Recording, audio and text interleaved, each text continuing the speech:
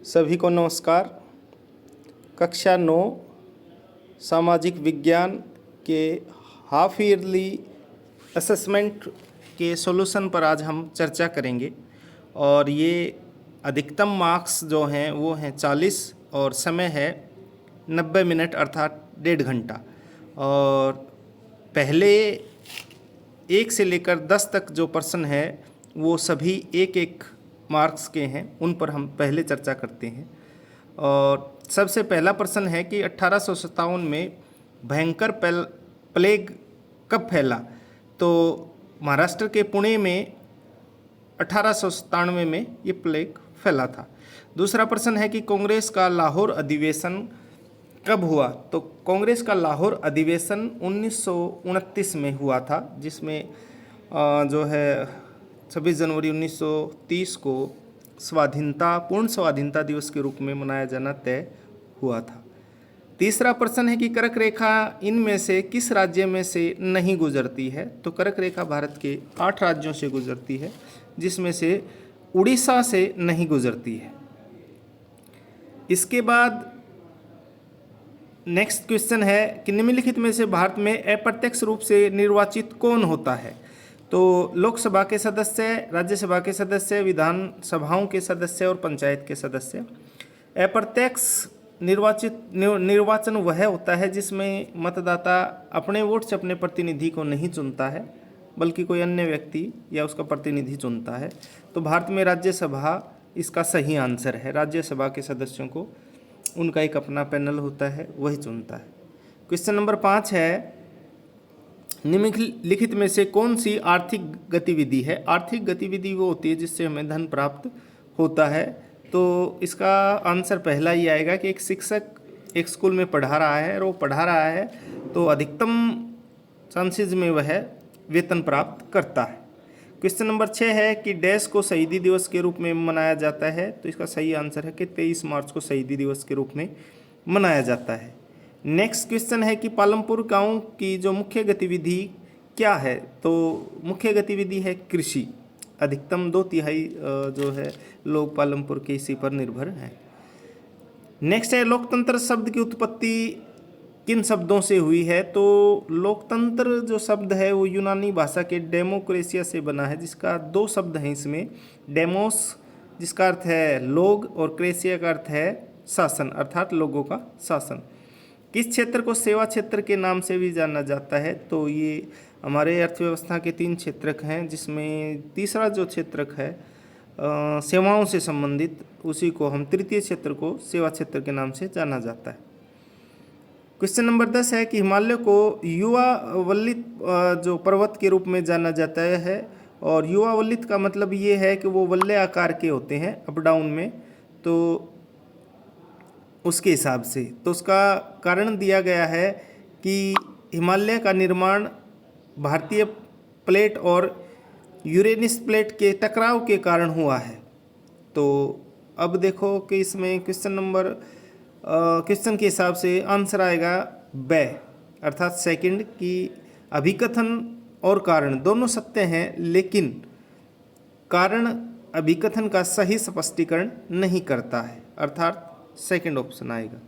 अब question number 11 से 14 तक के प्रत्येक प्रश्न जो है 2 अंक का है। पहला है कि कुका आंदोलन क्या था और कुका आंदोलन का नेतृत्व किसने किया? तो कुका आंदोलन पंजाब में जब आज़ादी का जो है आज़ादी के लिए आंदोलन चलाए जा रहे थे, तो ज़ोर ज़ोर से आवाज़ लगाकर अपनी राष्ट्रीय भावनाओं को जो है व्यक्त करना जो था कुका आंदोलन था, और इसका नेतृत्व राम सिंह कुका ने किया था। नेक्स्ट है भारतीय अर्थव्यवस्था में नदियों की क्या महत्व है? तो भारतीय अर्थव्यवस्था में नदियाँ एक विशेष स्थान रखती हैं।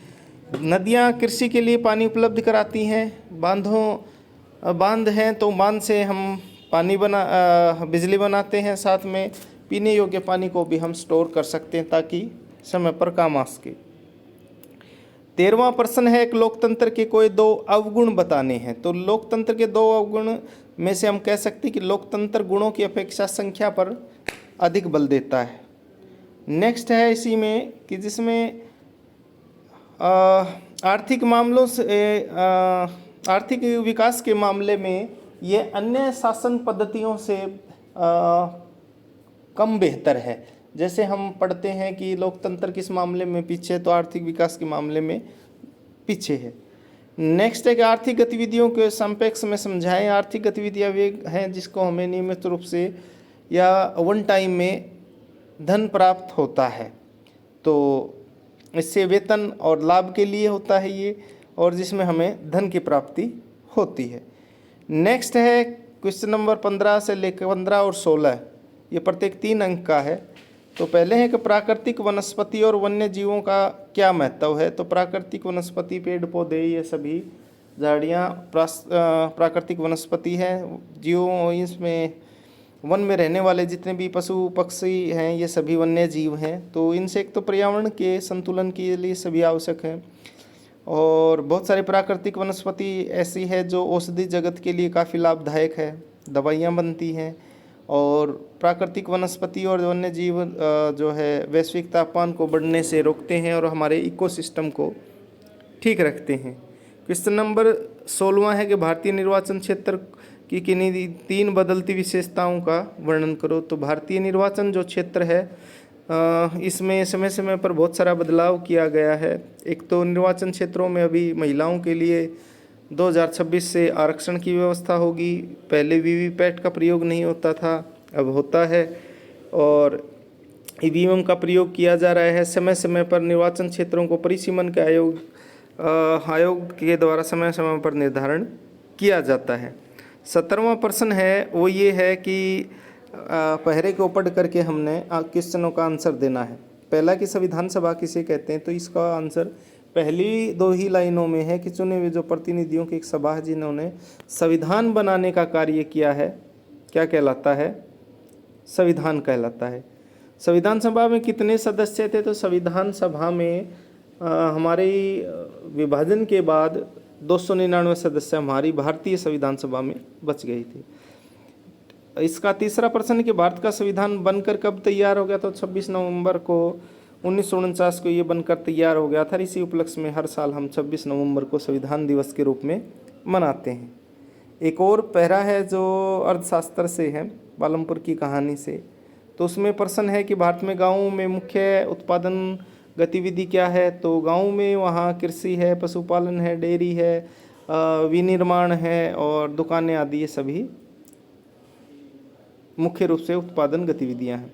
पालमपुर की कहानी एक काल्पनिक गांव की कहानी है। उत्पादन के कारक कौन कौन से हैं, तो उत्पादक के जो कारक हैं वो भूमि है, श्रम है, भौतिक पूंजी है, मानवीय पूंजी, ये सभी उत्पादन के कारक हैं। अब हमारे 2 प्रश्न बचे हैं जो क्वेश्चन नंबर 5 के हैं, 19वां और 20वां, 5-5 नंबर के हैं। तो एक तो ये कि उदारवादी नेता कौन थे, इनकी प्रमुख मांगे क्या थी। तो उदारवादी नेता हमारे स्वतंत्रता संग्राम में हमने इनको 2 भागों में बांटा था, उदारवादी और राष्ट्रवादी। तो उदारवादी वे लोग थे जो अपने प्रार्थना पत्र के माध्यम से और नम्र आवेदन के द्वारा अपनी बातें अंग्रेज़ों से मनवाते थे। तो जिनमें दादा भाई नारोजी थे, गोपाल कृष्ण गोखले थे, व्योमेश चंद्र जी थे। तो ये उदारवादी नेताओं में से। इसके बाद है तो इनकी प्रमुख मांगे क्या थी कि नमक से कर हटाना, जो भारतीय की मूल आवश्यकता थी उस पर कर हटाना, कार्यपालिका को न्यायपालिका से अलग करना, प्रेस सेंसरशिप की समाप्ति, सैन्य खर्चों में कमी लाना, प्रशासनिक सेवाओं में भारतीयों की भागीदारी बढ़ाना, ये प्रमुख मांगे थी। इसके साथ साथ प्रांतीय जो विधान परिषद के सदस्यों की संख्या में वृद्धि करना, ये उनकी प्रमुख मांगे हैं। और इसके साथ मैप का है तो सबसे पहले मैप में नंबर 1 था जलियांवाला बाग। कहाँ, तो जलियांवाला बाग हत्याकांड 13 अप्रैल 1919, अमृतसर पंजाब। तो ये पंजाब में अमृतसर में था। नेक्स्ट अफगानिस्तान जहाँ बाढ़ छोड़ो आंदोलन प्रारंभ किया गया, ये 1942 8 अगस्त को, ये मुंबई महाराष्ट्र से शुरू किया गया था। इसके आगे नेक्स्ट है कि पाक जल डमरू जल संधि भी हम इसको बोलते हैं। ये श्रीलंका और भारत को जो है समुद्र में अलग सीमा रेखा को करता है। नेक्स्ट है अन्नाईमुड़ी। भारत में बहुत सारे पर्वत हैं, पूर्वी घाट में हैं, पश्चिमी घाट में हैं, विंध्याचल पर्वत है और इसके अलावा सतपुड़ा है और ऊपर हिमालय पर्वत है। तो नीचे पश्चिमी घाट में जो हमारा सबसे ऊंची चोटी है वो है नाईमुड़ी, और ये केरल में।